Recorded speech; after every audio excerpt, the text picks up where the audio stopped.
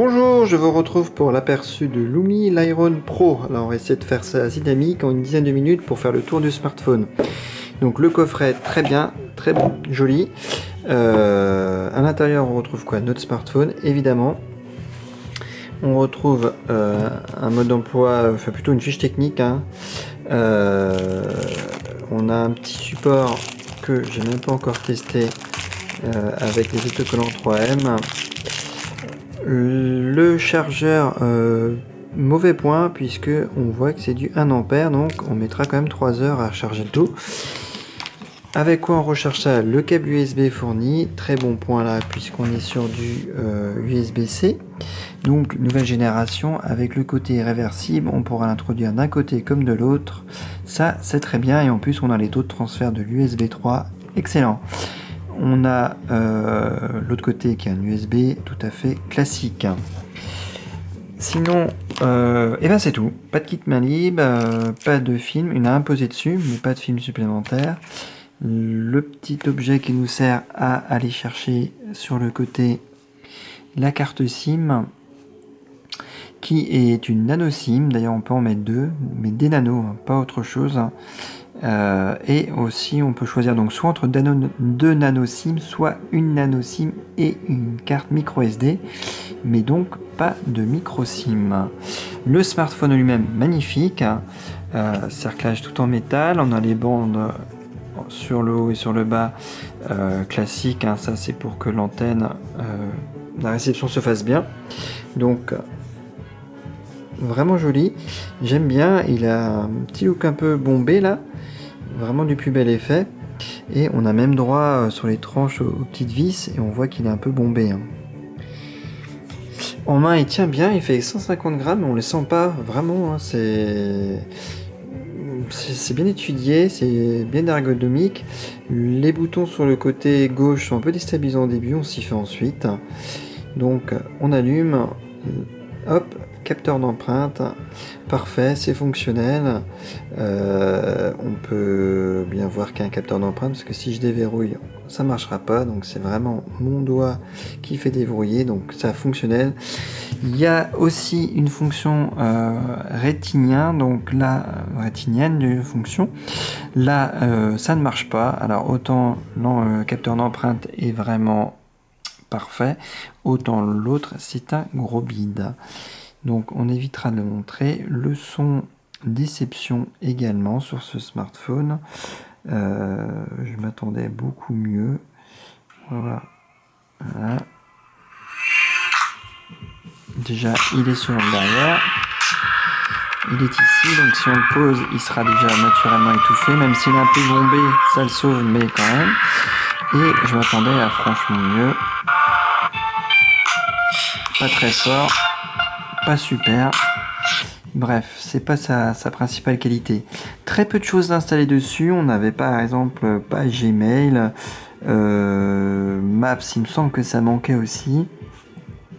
Donc finalement on n'avait vraiment pas grand chose. YouTube n'était pas non plus, on n'a vraiment pas grand chose.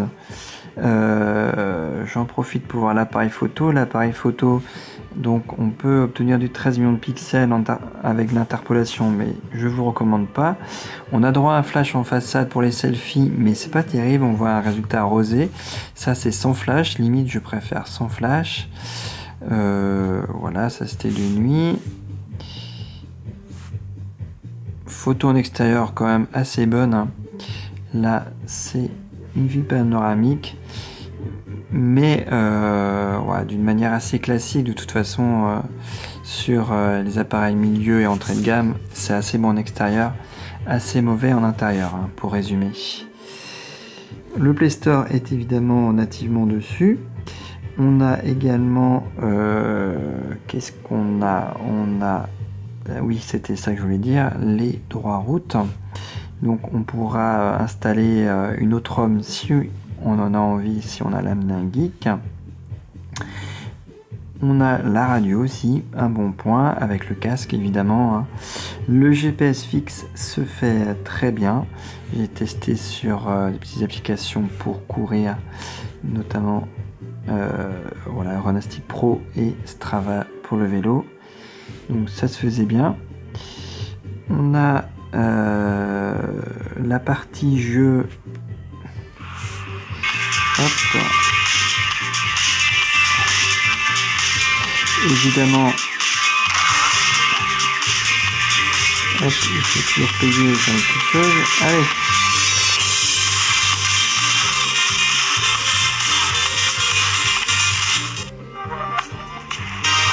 Voilà, on va voir.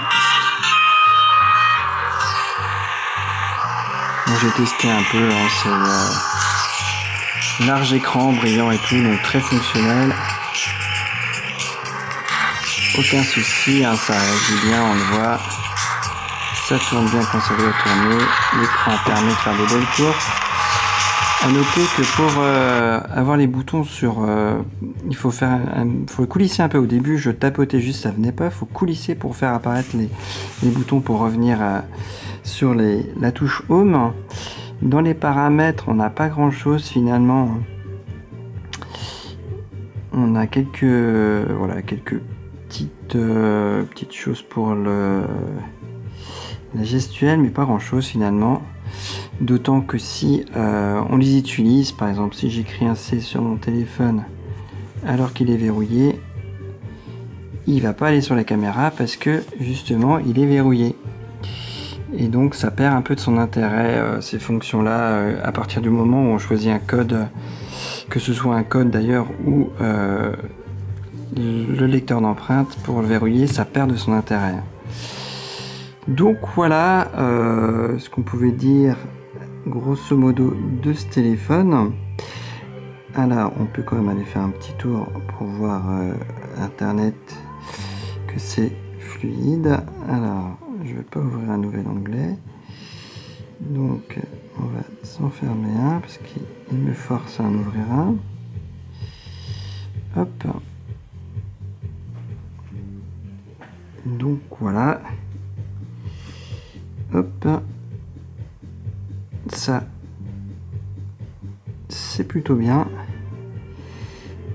Là on voit que bon, là, la fluidité est au rendez-vous, hein. Et on va passer par ce qu'il a dans le ventre, ce smartphone. Donc voilà, un Mediatek MT 6753, 8 cœurs, ça nous est confirmé. Un écran qui est bien de Full HD.